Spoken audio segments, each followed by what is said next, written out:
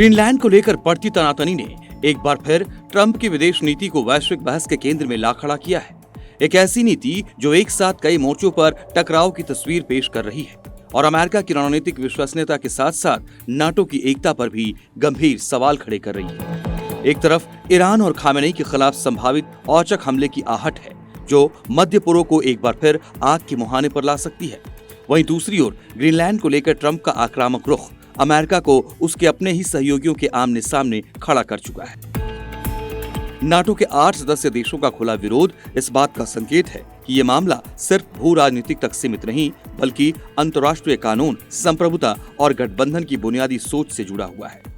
सवाल ये है कि टैरिफ के जरिए बनाया जा रहा दबाव क्या अमेरिका के हितों को साथ पाएगा या फिर नाटो के भीतर दरार को और गहरा करेगा। आज हम समझने की कोशिश करेंगे कि ट्रंप की एकतरफा रणनीति दुनिया की सुरक्षा व्यवस्था को किस दिशा में ले जा रही है।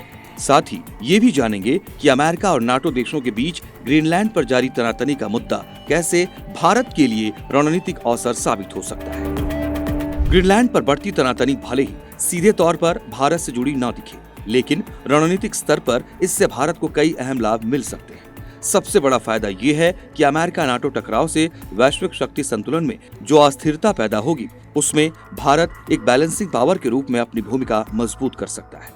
आर्कटिक क्षेत्र में बढ़ती भू राजनीतिक प्रतिस्पर्धा के बीच भारत पहले से ही आर्कटिक काउंसिल में सक्रिय है और ग्रीनलैंड विवाद से आर्कटिक के खनिज संसाधनों, दुर्लभ अर्थ मेटल्स और नई समुद्री व्यापारिक राहों का महत्व और बढ़ेगा,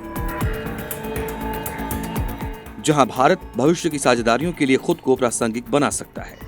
इसके अलावा अगर अमेरिका और यूरोपीय देशों के रिश्तों में तनाव बढ़ता है तो भारत के लिए यूरोप के साथ रक्षा, टेक्नोलॉजी और व्यापारिक सहयोग के नए अवसर खुल सकते हैं। साथ ही अगर अमेरिका का ध्यान ईरान और ग्रीनलैंड जैसे मोर्चों पर बढ़ता है तो इंडो पैसिफिक में भारत की रणनीतिक अहमियत और बढ़ेगी।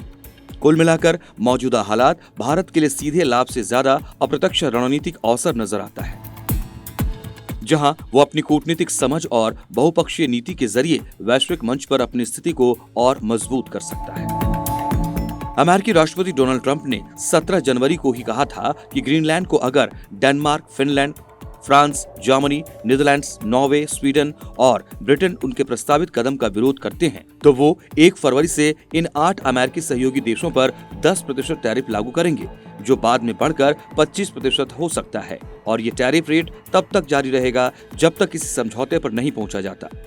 अब सवाल है कि आखिर ट्रंप ग्रीनलैंड को लेकर इतने आक्रामक क्यों हो गए हैं, इतनी तनातनी क्यों बढ़ गई है, ग्रीनलैंड में अमेरिका का क्या हित है, तो इसे समझिए। दरअसल ग्रीनलैंड पर तनातनी की मुख्य वजह उसका बढ़ता रणनीतिक और आर्थिक महत्व है, जो बदलती वैश्विक भू राजनीति से जुड़ा हुआ है। आर्कटिक क्षेत्र में स्थित ग्रीनलैंड प्राकृतिक संसाधनों, खासकर दुर्लभ अर्थ खनिज, तेल और गैस से समृद्ध माना जाता है, जिनकी मांग भविष्य की तकनीक और रक्षा उद्योग के लिए बेहद अहम है। जलवायु परिवर्तन के कारण बर्फ पिघलने से नई समुद्री व्यापारिक राहें खुल रही हैं, जिससे ग्रीनलैंड वैश्विक शिपिंग और सैन्य निगरानी के लिहाज से और भी महत्वपूर्ण हो गया है। अमेरिका इसे चीन और रूस के बढ़ते प्रभाव को रोकने के लिए एक रणनीतिक ठिकाने के रूप में देखता है, जबकि डेनमार्क और नाटो देश इसे संप्रभुता और अंतर्राष्ट्रीय कानून का मामला मानते हैं। अब हितों का यही टकराव ग्रीनलैंड को महज एक द्वीप नहीं बल्कि वैश्विक शक्ति संघर्ष का नया केंद्र बना रहा है और इसी कारण वहां तनाव लगातार बढ़ता जा रहा है।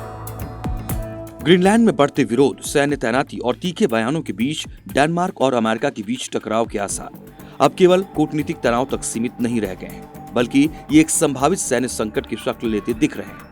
राष्ट्रपति ट्रंप की खुली धमकियों के बाद यूरोप के 7 देशों द्वारा ग्रीनलैंड में सैनिकों की तैनाती दरअसल अमेरिका को दिया गया एक स्पष्ट रणनीतिक संदेश है। संदेश ये कि ग्रीनलैंड की संप्रभुता पर कोई भी एक तरफा कदम स्वीकार नहीं किया जाएगा। डेनमार्क की अगुवाई में नाटो का ऑपरेशन आर्कटिक एंड्योरेंस, जहां यूरोपीय एकजुटता का प्रतीक है, वहीं पिटुफिक स्पेस बेस में पहले से मौजूद सैनिक इस क्षेत्र को बेहद संवेदनशील बना रहे हैं। अब जरा जल्दी से ये समझ लीजिए कि पिटुफिक स्पेस बेस है क्या। दरअसल ये ग्रीनलैंड में स्थित अमेरिकी स्पेस फोर्स का वो सैन्य अड्डा है जो मिसाइल चेतावनी, अंतरिक्ष निगरानी और उपग्रह नियंत्रण जैसे महत्वपूर्ण मिशनों के लिए रणनीतिक रूप से काम करता है। ये दुनिया के किसी भी हिस्से से लॉन्च की गई मिसाइलों का पता लगाने और अंतरिक्ष में हो रहे किसी भी घटनाक्रम पर नजर रखने के लिए सबसे मुफीद जगह है।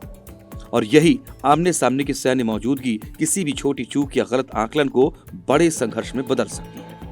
हालांकि पूर्ण युद्ध की संभावना फिलहाल कम है, लेकिन ये टकराव नाटो के भीतर सबसे बड़ी दरार, ट्रांस अटलांटिक रिश्तों में गहरी खटास और वैश्विक शक्ति संतुलन में बड़े बदलाव की भूमिका जरूर तैयार कर रहा है। ग्रीनलैंड अब सिर्फ रणनीतिक ठिकाना नहीं, बल्कि अमेरिका और यूरोप के बीच शक्ति प्रदर्शन का सबसे खतरनाक मोर्चा बनता जा रहा है। ग्रीनलैंड को लेकर अमेरिका की धमकियों के सामने डेनमार्क की जनता का रुख काफी हद तक एकजुट और सख्त दिखाई दे रहा है।